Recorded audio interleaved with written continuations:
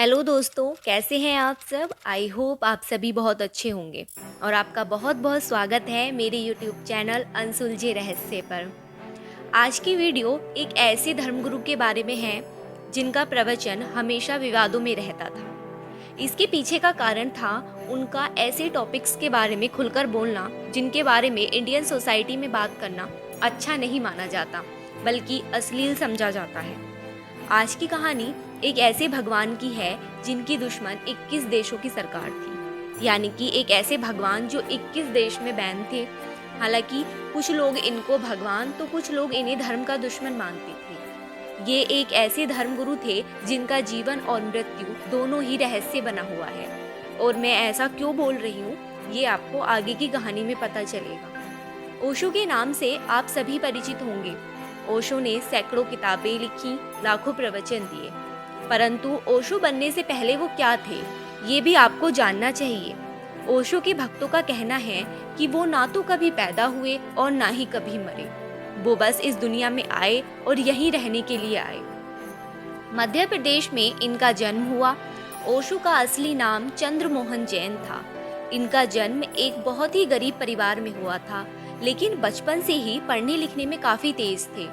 जबलपुर से इन्होंने ग्रेजुएशन की, फिर सागर यूनिवर्सिटी पहुंचकर इन्होंने पोस्ट ग्रेजुएशन की पढ़ाई की।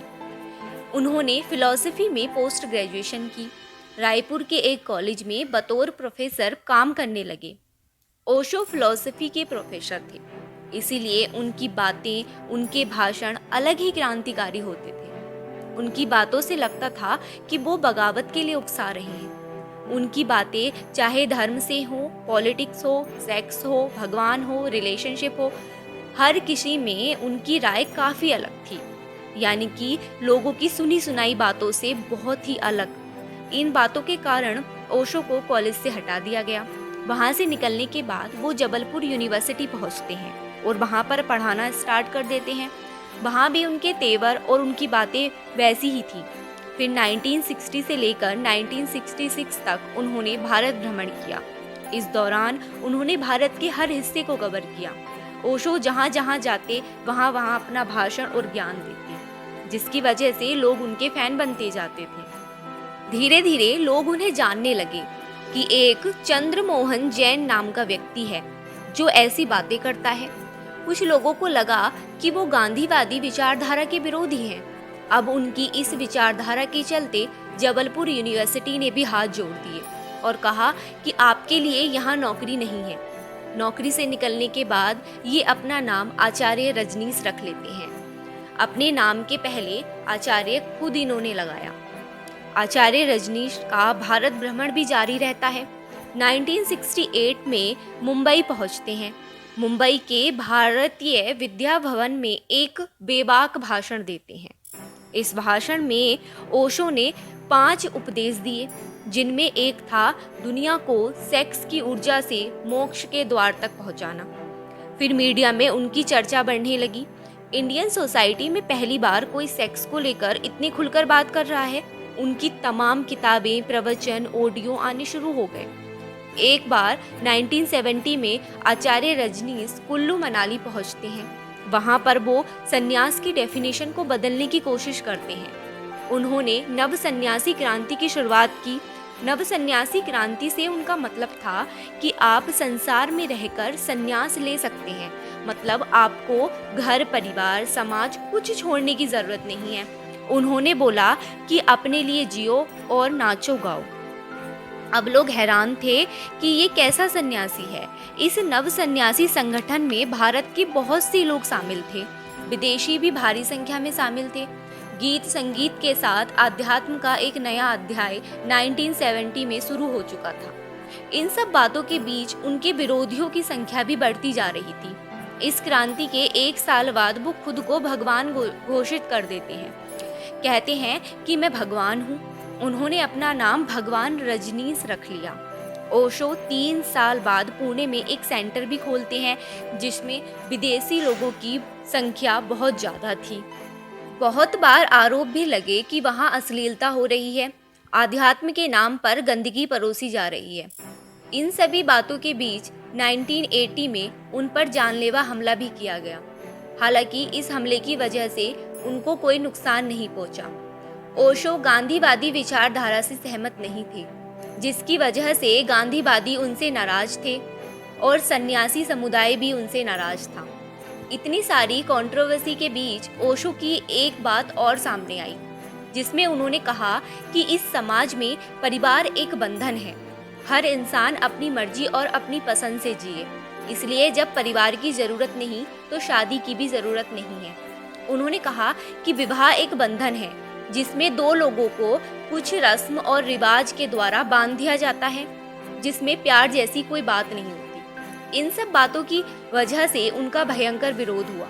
ओशो यहीं नहीं रुके, उन्होंने कहा कि पूरे विश्व में एक शासन होना चाहिए, एक ही सरकार पूरी दुनिया को चलाए, पूरी दुनिया में सभी एक साथ रहें। इन सब बातों के बीच उन्होंने एक किताब भी लिखी जिसका नाम था संभोग से समाधि तक। इस बुक की वजह से भी बहुत कंट्रोवर्सी हुई। हालांकि ये बुक सबसे ज़्यादा पढ़े जाने वाली बुकों में से एक है। पूरी दुनिया भर में उनके भक्तों की कमी नहीं थी। इसी बीच ओशो की तबीयत भी बिगड़ने लगी, इसीलिए कुछ भक्तों के कहने पर ओशो अमेरिका चले गए। अमेरिका में ओशो ने अपना इलाज कराया। अमेरिका के ओशो के भक्तों ने उनसे कहा कि अब आप यहीं रहिए।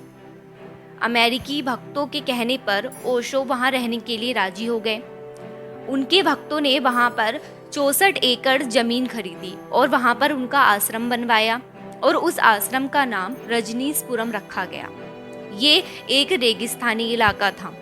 10,000 ओशो के भक्त इसी रजनीशपुरम में रहते थे। लोगों की संख्या बढ़ने लगी तो वहाँ एक छोटा सा एयरपोर्ट बना दिया गया। वहाँ पर ओशो की खुद की पुलिस और इकोनॉमी थी। उनके भक्त बहुत अमीर थे। ओशो का कहना था कि पहले आप बहुत सारा पैसा कमाओ, अपनी हैसियत बनाओ, उसके बाद साधना की तरफ आओ। भक्तों को भी उनकी ये बातें बहुत प्रभावित करती थी। अमेरिका की सरकार भी ओशो के विचारों से डरने लगी थी। सरकार को लगने लगा कि ये समाज को बिगाड़ रहे हैं। अमेरिकी सरकार ने कुछ नियम तोड़ने का आरोप लगाते हुए ओशो को गिरफ्तार कर लिया। ओशो को एक ऐसी जेल में रखा गया जहां पहले से सभी बीमार थे, क्योंकि सरकार चाहती थी कि ओशो बीमार हो जाएं। पर कई दिनों तक उस जेल में रखने के बाद भी ओशो बीमार नहीं हुए, तो फिर उनको नॉर्मल जेल में शिफ्ट कर दिया गया। 12 दिन बाद ओशो को अमेरिका छोड़ने की शर्त पर रिहा कर दिया गया। अब ओशो ग्रीस पहुंचते हैं, लेकिन उनको वहां शरण नहीं दी गई। उनको एयरपोर्ट से ही वापस लौटा दिया गया। स्विट्जरलैंड पहुंचते हैं, वहां पर भी उनको एंट्री नहीं दी जाती।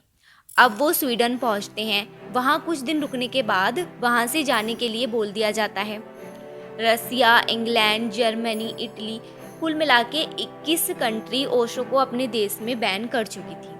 अब 21 देशों से निराश होकर ओशो अपने घर वापस आने का डिसीजन करते हैं। भारत वापस लौटने के बाद ओशो पुणे में ही रहते हैं। कहते हैं कि जब ओशो 12 दिन अमेरिकी जेल में कैद रहे तब उनको स्लो पॉइजन दवा के बहाने दिया गया, जिसकी वजह से अचानक मौत नहीं होती बल्कि धीरे धीरे इंसान मरने की तरफ जाता है।